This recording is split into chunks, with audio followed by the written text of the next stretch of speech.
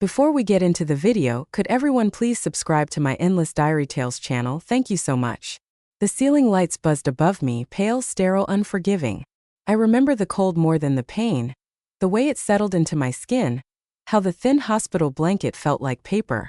My hand reached instinctively to the side, fingers brushing empty sheets. No warmth, no voice whispering that I was okay, just absence. A nurse came in. I asked for my husband. She paused a little too long and said softly, "He stepped out about an hour ago. Said he needed air." That was 12 hours ago. I'm Claire and I had just lost our baby 12 weeks in. It wasn't planned, but it was wanted desperately. We told Emily first, my sister. She cried happy tears and brought me prenatal tea. She was always the one who made grief look gentle, like something you could carry in your purse and pull out only when needed. But nothing about that night was gentle. The cramps had started at midnight. The blood followed soon after, and by morning, our baby was gone, and so was he. They let me go home the next day. The silence in the car was louder than any scream. He didn't say much, just stared ahead. When we pulled into the driveway, I asked, "Where were you last night?" He didn't look at me when he answered, "With Emily." I needed someone who understood, someone who'd been through it. I nodded because what else do you do when your heart has already been torn open? He unpacked the overnight bag he hadn't brought with him to the hospital, and I just stood there holding the discharge papers in one hand and something else I couldn't name in the other. Something sharp, something growing. I had no idea that this was just the beginning. Grief has a sound. It's not sobbing. It's the scraping of a spoon against an empty cereal bowl at 3 a.m. It's the soft click of a bedroom door that never fully shuts. It's the hum of the fridge when no one speaks at the dinner table. That's what our house became. A symphony of almost silence. He stopped saying good morning, stopped checking in when he left for work. We didn't talk about the baby, not once. After I got home, I would bring it up gently just to name what had happened, but he'd shift in his seat, scratch his chin, murmur, "I can't do this right now." Emily, on the other hand, was everywhere. She came by that first week with a casserole, then again the next day, then 3 times that week. She brought tissues, herbal teas, and advice I hadn't asked for. "Don't blame him," she said once, setting down a tray of lemon bars. "Men grieve differently. He's just struggling." She touched my shoulder when she said it. It felt rehearsed. I started noticing small things. A sweatshirt of his I hadn't seen in a while. Emily wore it one night when she dropped off groceries. She laughed when I mentioned it. "Oh, he left it at my place after painting the nursery for my friend's baby. You remember Lily, right?" I nodded, but I didn't remember Lily. I didn't remember him mentioning her or painting anything. Then there was the receipt. It was buried deep in the pocket of his coat. When I went to wash it, I found a single slip of white paper from a bistro 2 towns over. It detailed 1 bottle of wine and had a 9:46 p.m. timestamp, the night he told me he was working late. I didn't confront him right away, I just studied him. How he jumped when I walked into the room too quietly. How he avoided my eyes during dinner. How he scrolled through his phone in the bathroom with the door locked and the fan on. When I finally brought it up, I made my voice light. "You went to Café Lark last Thursday?" He blinked just once. "Yeah, Emily took me. She said I needed to eat something real. I didn't tell you because you've had enough on your plate." I wanted to believe him, I needed to. But that night, after he fell asleep, I sat on the bathroom floor with the receipt in my hand, reading the wine label like it held a secret message. My stomach turned, not from pain but from something heavier, distrust. Something was shifting. It was slow like a crack in glass, but I could feel it, the fracture beneath everything we'd once built. And Emily had perfect timing. She always knew when to show up and exactly what to say to make me doubt myself. "He's leaning on me a lot," she whispered once while folding my laundry. "But it's only because he knows how much you need rest. You do need rest, don't you?" I nodded, but something inside me was starting to wake up. And it wasn't tired at all. Grief isolates you, but betrayal builds a wall, brick by brick, and hands you the mortar yourself. I was surrounded by people. My mother checked in daily, neighbors sent cards, and Emily kept showing up with soups I didn't want and advice I didn't ask for. But none of them saw me, not really. They all saw her. She was the helpful one, the strong one, the rock of the family. My mother even said it out loud once like a compliment dipped in vinegar. "You're lucky to have a sister like her." You should try to lean on her more. I wanted to scream, but I smiled instead. My husband and I barely spoke. The couch between us became miles wide. He spent more time at work or with Emily. Sometimes he said he was helping her set up a new shelf. Once he said he was fixing her garbage disposal. The man hadn't touched a screwdriver in our house in 6 years. I started noticing changes. Her hair was shinier. Her skin had that strange glow I couldn't name. I assumed it was some new serum or diet she wasn't telling me about. But then I heard it. A comment from an old friend at the farmer's market. Emily looks amazing, she's glowing. I didn't know she was expecting again. I froze. Expecting? She laughed awkwardly. Oh, I thought you knew. Sorry, maybe I was wrong. Maybe she wasn't. That night, I visited Emily's house while she was out. I'd left a book there, or so I said. Her spare key was still under the ceramic frog on her porch. She hadn't changed that since college. Inside, everything looked staged like a home on the market, not lived in. Arranged in the bathroom, I found them in the drawer beneath the sink. Prenatal vitamins and a printed app. Ointment card for an OB/GYN and a sticky note with a date and a doodled heart. I stood there staring at it as if it might vanish if I blinked hard enough. It didn't. I walked out without touching anything else, locked the door behind me, and sat in my car with both hands gripping the steering wheel like it was the only thing keeping me upright. I didn't cry. I went home, opened my journal, wrote down the date on the OB card, the name of the doctor, the shape of the heart, every detail, every instinct I had ignored. I started keeping track not just of where he went but when, what days Emily wore oversized hoodies, what nights he came home showered but not sweaty. It became a private ritual, me piecing together a puzzle no one wanted me to see. My therapist noticed the change. She asked if I was okay. I smiled. I'm not broken anymore, I said, and for the first time I wasn't lying because something had shifted. Not in him, not in Emily and me. I wasn't waiting for the truth to find me anymore. I was going to find it myself. It was a Tuesday, one of those soft gray mornings where the sky looks like it never quite woke up. I was halfway through my tea, scrolling through Facebook without really seeing anything until I did. It was the second post on my feed from Emily, a black and white image, grainy, familiar, and ultrasound. There was a tiny caption underneath, written like a whisper. Baby Jameson, a second chance at life, due in April. Miracles do happen. I stared at it for a full minute before I even blinked. My fingers locked around the mug. My breath held without permission. Due in April. My miscarriage had been in early July, August, September, April, exactly 9 months. I clicked the photo to enlarge it. The timestamp on the screen, 20 weeks. That meant she'd been pregnant for months. All through the visits, the check-ins, the quiet sympathy, the gentle hand on my shoulder. She had been carrying a child while comforting me for losing mine. And no one had told me. Not her, not my husband, not my family. I felt my body start to go cold. That strange sinking cold that isn't physical but lives in the center of your chest.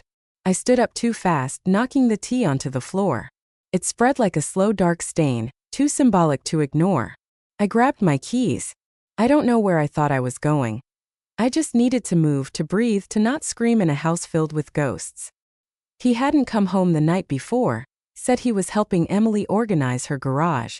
I believed it because I was still trying to. I called his phone straight to voicemail. I called Emily, no answer. So I drove, not to her house, not to his work, just away.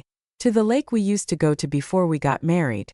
I sat in the car facing the water and let the silence swell. What kind of woman does this to her own sister? What kind of man lets her? My baby was gone and now hers was coming. I should have cried, should have screamed. Should have thrown my phone across the dashboard and watched it crack like everything. I didn't have anything else in my life, but I just sat there, clutching the wheel and whispered to myself like a promise. No more pretending. I didn't text, I didn't call. I just told my parents I was coming over and that I needed them there. I told them to ask Emily and my husband to come too. I didn't say why. I wanted their reactions unfiltered. The living room was too bright. My mother had lit her favorite candle like she always did when company came over. That cheap lavender scent made me nauseous. He arrived first, eyes tired, shirt wrinkled, said my name like it was a question. Emily came in 5 minutes later, glowing, literally glowing, soft makeup, hair curled, her hand resting gently on her stomach like she was already playing the part of the mother. No one sat. They stood across from me, shoulder to shoulder. I took a deep breath and opened the folder I had brought. I pulled out the first receipt. February 10th, Café Larkpur, late dinner.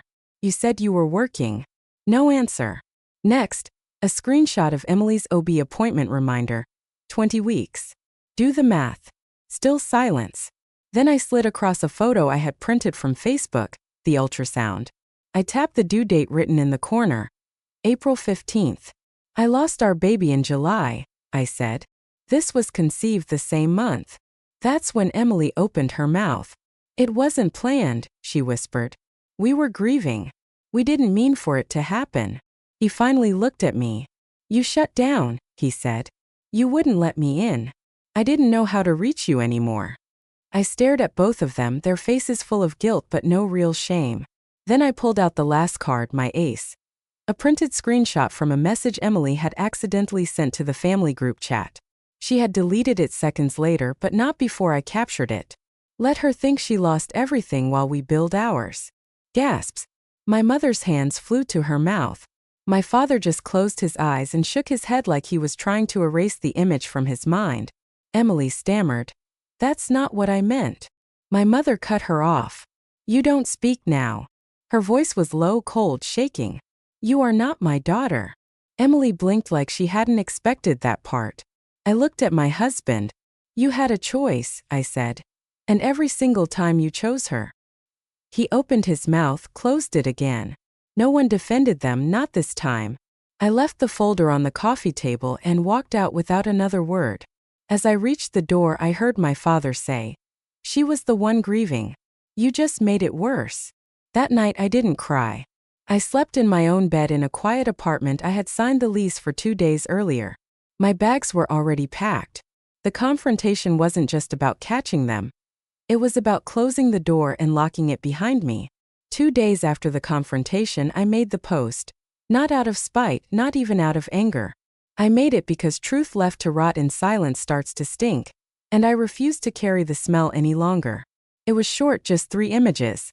The ultrasound from Emily's, Facebook, the calendar of my miscarriage date and hers, the screenshot of her message let her think she lost everything while we built ours. The caption was quiet, measured, just enough.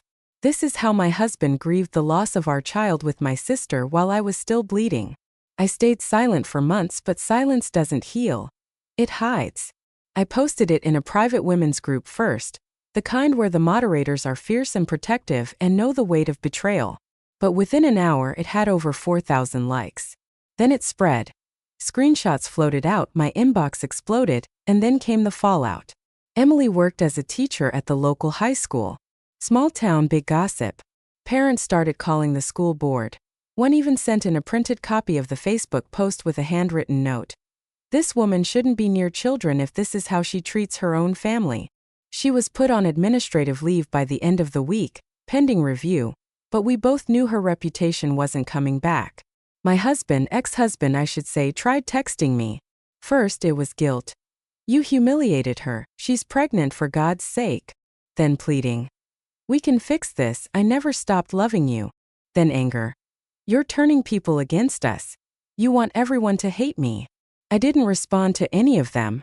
Instead, I responded to my lawyer because inside a manila envelope he forgot at home, or maybe thought I wouldn't read, was a receipt for baby furniture ordered online, paid from our joint savings account. He hadn't even opened a new one. He just used what was mine, what was left after the hospital bills, after the grief. So I filed for divorce, clean cut, no apologies, no drawn-out drama. I didn't want the house, didn't want revenge. I just wanted freedom, legally signed and sealed. And when it arrived, I didn't cry, I didn't scream, I didn't call my friends. I bought myself a chocolate cake, lit a candle and made one wish. That I would never again ignore the sound of my own intuition. That night, I slept with the windows open. The air smelled like rain. And I swore to myself I'd never let them take another piece of me again. I live in a smaller town now, quieter. The kind of place where the mailman still waves and the bookstore cat has its own seat by the window. No one here knows my last name. Just my smile and the smell of paint on my hands. I opened a studio 3 months ago. Nothing big, just one room, white walls, warm light.